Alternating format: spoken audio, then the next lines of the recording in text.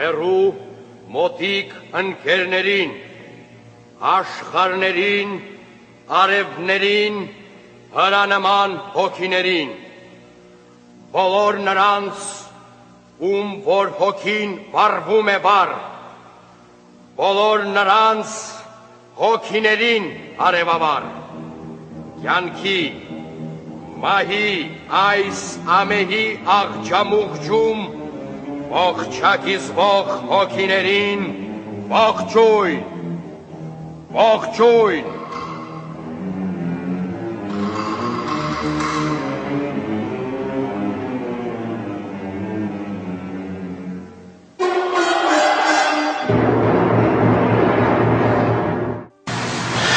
Բայց ես հարգելի հայրենակիցներ, ես Ամեդ Նուրսյանն եմ, այսօր մենք շարունակում ենք մեր կիսատ թողած թեման պարոն Արմեն Խանջյանի հետ, անցյալ շաբաթ մենք խոսեցինք հին քաղաքակրթությունների մասին, հատկապես հայկական հին քաղաքակրթության մասին, եւ ձեզ խոստացանք այսօր բարձաբանել, թե ով է Հայկը։ Ուրեմն հարցը դրվեց այսպես. ով է Հայկը, Հայկը եղել է մեր նահապետը, եղել է զորավար, եղել է ազգի առաջնորդ, եղել է Աստված, թե եղել է տիեզերական ինչ-որ մի համակարգի նշան։ Եվ այսպես, պարոն Խանջյան, շնորհակալություն, որ չմեջեցիք եկաք, նախ նշեմ սելայնակիցներ, պարոն Խանջյանը տանը հանգստանալու փոխարեն այսօր 1 ժամ ճանապարհ է կտրել, եկել է մեզ մոտ, որպեսզի այս թեման շարունակի, դրա համար հատկապես շնորհակալ եմ ձեզ, պարոն Խանջյան։ Խնդրեմ Համլետ։ Խնդրեմ շարունակենք մեր այսօրվա թեման, ես գիտեմ, որ շատ եք սիրում։ Նայողներին սա թե որոշ հետաքրքրություն է տալիս եւ թե նաեւ գիտություն։ Ուրեմն ինչպես անցյալ անգամ խոսեցինք, աշխարհի ամենահին երաժշտական նոթագրության վերաբերյալ էր, որտեղ նվագեցինք ուրեմն 1400 թվականի սեփագիր արձանագրությանը պրոֆեսոր Ան Քիլմերի կողմից վերցանված եւ նաեւ ատերի սեփագիրների վերցանումը քուրիական, որ նորից հայերեն է նշանակում, հայերեն վերցանումը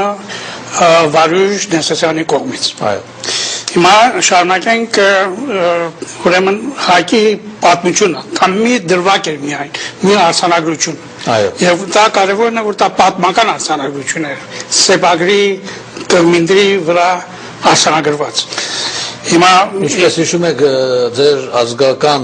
պարոն Հովիկ Ներսիսյանը միշտ շեշտում էր, ասում էր, ես հավատում եմ միայն այն փաստին, որը քարի վրա է գրված։ Սա քարի վրա է գրված այդ երգը։ Քարի վրա գրված, պղինձի վրա փորագրված։ Հիմա ուրեմն առաջի նկարը եթե ցույց տաք, սպառապես անցնեմ վրա, այսպես մեր վերնագիրն է։ Հայկ նահապետ հայոց։ Արդյոք Հայկի պատմությունը ավանդություն էր, առասպել էր, թե պատմական իրականություն էր։ Հայկը արդյոք մի ռազմիկ անձ էր, Բաբելոնի տիտաներիցն էր, եւ կամ թե ազգային աստված։ Ուրեմն Հարակ պիտի երթանք, որտեղ բավական խոսելիք ունենք եւ ներողամիտ լինեն նայողները եւ լսողները, որ անփոփոխին չկարողանան բացատրություններ տալ ամեն նկարի, ամեն մեկ դրվագի վերաբերյալ։ Բայց այնպես որպեսզի հետ չմնամ, ես տամ իմ եզրակացությունը, իմ ուսումնասիրության վրա։ Նախ ուրեմն հիմնված այս ավանդությունների վրա առասպելների վրա եւ պատմական փաստերի վրա ես կարող եմ ասել, որ Հայկ անձը գոյություն ունեցեր, բայց թե երբ, որ դարին, շատ դժվար ասել։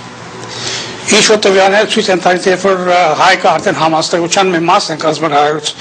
բանի մեջ, հիշողության մեջ, դա նշանակում է շատ հին ժամանակներից է։ Այն ժամանակներից է, որ հայ գիտնականները զբաղվում էին աստղագիտությամբ, որը մեզ տանում է 7000 տարի մեր թվականից առաջ։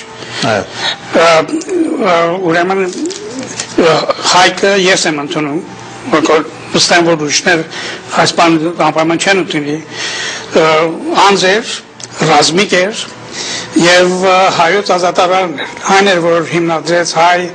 հարարատյան ազատությունը այդ ժողովրդի, որ իր անունով կոչվեց հայ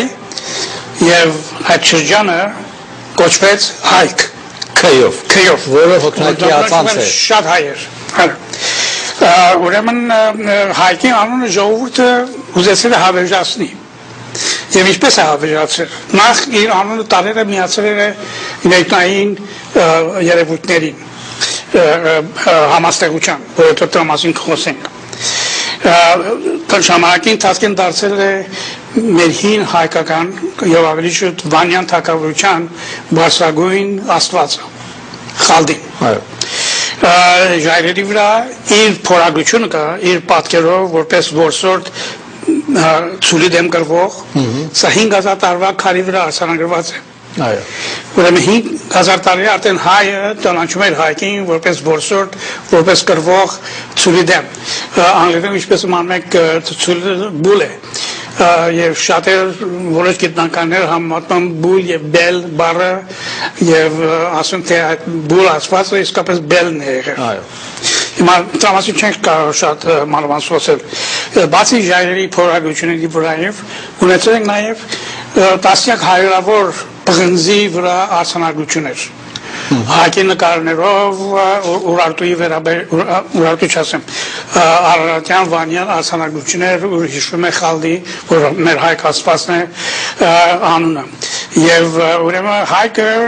ասես ասած մարմնացումն է ընդհանուր մարդ ռազմիկի հայկ ռազմիկ անձի երկնային համաստեղծությունների եւ պատմական իրողությունների հիմքի վրա ուրեմն հայկը գոյություն ունեցել աստվածացել է մեր մոտ քրիստոնեությունից հետո դժբախտաբար մեր հին աստվածները մոռացվում են եւ դրանց տեղն են բռնում քրիստոնեական աստվածները հիմա թող չներվեն երբ որ ասում են քրիստոնեական աստվածներ որ հին կտակարանը մի աստված չի ավատում հին կտակարանը բազմաթիվ աստվածներ ունի եւ քրիստոնեությունը որ հիմնված է հին կտակարանի վրա ուրեմն պետք է ընդունի նաեւ հին աստվածները այնպես որ թողոչ տվավ երբ որ ասում ենք հայ դիցուհիներ կամ քրիստոնեական կամ հրեական աստվածներ խոսքը մեկ արարիչ Աստծո մասին չէ խոսքը մի քանի պաշտամունքային երևույթների մասին է որոնց անվանում ենք աստված այսինքն Անահիտ կամ Վահագն կամ Էսկամեն նրանք բոլորը աստվածություններ են որոնք պաշտվել են բայց դրանք արարիչ աստվածը չեն միակը այո անցած առաջ այս աստվածները կամ դիցերությունները ներկայացրել են այն մեր հին ժամանակվա հասկացողությամբ Աստծու արարիչի մեր բառը բամնասիրուն բառը արարիչն է արարիչի տարբեր հատկությունների վրա օրինակ կայծակը իր աստված է ունեցել ջուրը իր աստվածն է ունեցել ուրեմն մյուս նկարը պատղաբերությունը մյուս աստվածը եւ այլն այո մյուս նկարը եթե կարողանաս մեկ հետ երթաս մեկ էլ անցնես չէ անհայություն առաջ երթաս սա Բաբելոնի աշտարակի նկարն է եւ եթե 5 տակարը ուսումնասիրեք ուրեմն աստվածությունից գիրք ծնունդոցի մեջ գրում է եւ բոլոր երկրի լեզուն մեկ ու խոսվածքը մեկ եղավ ու եղավ որ երբ արևելքեն քչվեին արևելքը հիշանակ նշանակվել Հայաստանը եւ ուրեմն ըստ սուբկին աժերկվայ ժողովուրդները մի արեզույն մեկ լեզույն ինչպես անցյալները խոսեցինք այդ մարդկային ամենահին լեզուն որը կոչվում է անգլերենով նոստրադիկ լեզուն մայ լեզուն հիմա գտնում եմ որ հին հայերենն է ուրեմն աստվածությունը փաստում է այն բանը որ Բաբելոնի աշտարակի պատմությունը կապված է հայ ժողովրդի հետ որոնք իջել էին հարավից հյուսիս արևելքից եւ այս աշտարակի շինության ժամանակ իհարկե սա նորից ըստ 5 տակարանին է կային հսկաներ որ մենք ասում ենք տիտաններ այդ տիտանների մեջը կար բելը որ փորձում է որ մյուս ամբողջ տիտաններին իրեն հնազանդացնի իրեն եւ մեկը որ համասակում է բել ամենազորավոր տիտանի դեմ դուրս կա դա հայկն է լինում որ ինչպես մեր պատմագիրները պատմում են արդեն հայկը Արարատից է իջել իր ընտանիքով ուրեմն հայկը վերցնում է իր ընտանիքը մոտ 300 հոգի եւ վերադառնում են Հայաստան Արարատ երկիրը բելը չի հանդուրժում որ որևէ մեկ դիտան իրեն չհնազանդի ուրեմն հարձակվում է Հայաստանի վրա եւ բելի դեմ պատերազմ անում այդ ժամանակ բելը եւ հայկը մենամարտ են ունենում եւ մենամարտի մեջ ուրեմն հայկը նետահար է անում բելին այսօր սկսում է Հայաստանի ժողովրդի եւ Հայաստան երկրի ազատագրումը հիմա մեկ ուրեմն սա բիբլիական պատմությունն է տիտանների հիմա այդ կարելի է առաջ եթաս այն նկարը որ հայկի նկարն էր մեկ առաջ նկար չէ մեկ ավելի առաջ դրանից առաջ բանը չէ առաջ ոչ թե ներողություն սխալ եմ ասում կներեք հետ գնացեք սա մեր ավանդական պատմությունն է հայկի եւ բելի հայկը որպես տիտան լավ ռազմիկ նետածիկ ուրեմն Արարատի դաշտի վրա կռվում է բելի հետ եւ բելին սպանում եւ այս պատմությունը իհարկե տալիս է մեզ Մովսես Խորենացին ուրիշ տեղ չկա Մովսես Խորենացին որպես լավ քրիստոնյա ուրեմն հայկի պատմությունը կապում է նորից Սուրբ Գրքի հետ ուրեմն այսպես որ Սուրբ Գրքի մեջ Նոյը ունենում է մի զավակ տղա անունը Ջաֆետ որ մեր հապետոստյանն է որ արիացիների նախահայրն է հապետը ունենում է մի ուրիշ տղա անունը Գոմեր ունենում է մի ուրիշ տղա անուն Թորգոմ եւ Մոսեսն Խորենացին մեզի շատ անգամ գործում է որպես հայի փոխարեն ասում է Թորգոմյան ցեղ եւ Թորգոմ ունենում է մի զավակ որ լինում է հայկը իսկ հայկը իհարկե ունենում է իր տղաներն ու զավակները աղջիկները եւ սանքեփորությունն տեսնում ենք հայկի զավակները ամենը մեր վանյան թագավորների գրեթե նույն թագավորների անուններն ինչպես Արամե եւ այլն կրկնում են չէ՞ ուրեմն ինչպես Մովսեսը ուրեմն ինքն ասում է գրքի մեջ որ իր շրջակա ժողովուրդների արսանագրությունների մեջ է գտել հայոց պատմությունը որտեղ հայոց պատմությունը ի ժամանակ չկար քրիստոնեների եկեղեցին ամբողջովին քարոքան դերարել փչացրել էր հայկական մագաղատները եկեղեցիները եւ Մովսես Խորենացին իր պատմությունը գրել է 5-րդ դարում իսկ 320-30-ական թվականից սկսած արդեն մեզ մոտ ոչինչ չէր մնացել հայոց ուրեմն Մովսես Խորենացին կապում է հայկի պատմությունը որպես քրիստոնյա թե Նոյի հետ եւ թե Բաբելոնի աշտարակի հետ ուրեմն սա լինում է հիմքը նրանք ժամանակների ընթացքին հայկի պատմության հետ որ հայկը տիտան էր եւ այդ տիտանն էր որ կռվեց բել մեծագույն տիտանի դեմ հաղթեց նրան եւ ստեղծեց Հայաստանը հիմա այն ասեմ որ հին հայկական տոմարը ունի 12 ամիս 12 ամիսը 30-ական օրերից են բաղկացած հավելյալ 5 օր ամեն ամիս ունի իր անունը որոնք հայկի դուստրերի եւ ուստրերի անուններն են ուրեմն հայ ժողովուրդը իր նույնիսկ ամիսների օրերի տալիս է հայկի զավակների անունները իհարկե ամեն օր նույնիսկ մեր հին տոմարի մեջ ունենք իր անունը ունի ինչպես ամեն ժամ իր անունը ունի սա ընդհանուր կոչվում է հայկաշրջան կամ հայկական շրջան եւ բուն թվականը ընդունվում է մեր հին մատանագիրների կողմից, պատմագետների կողմից, որպես 2492 թվականը մեզանից առաջ, այսինքն 492 տարի առաջ կամ այսօրվանով մոտ 4500 տարի առաջ ըստ այդ տվյալներին հայկը հիմք է դրել Հայաստանի իշխանության Չմոռանամ շեշտել, պարոն Խանջյան, որ սա ընդունված է այսօր համարյա բոլոր պատմաբանների եւ պատմագիրների կողմից, 4500 թվական ընդունված է բոլորի կողմից։ Մյուս նկարը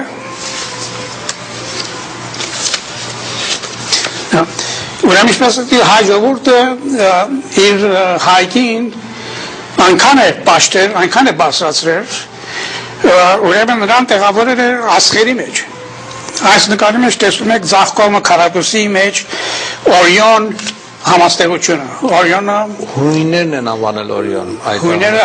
Հույների բառերով Օրիոն է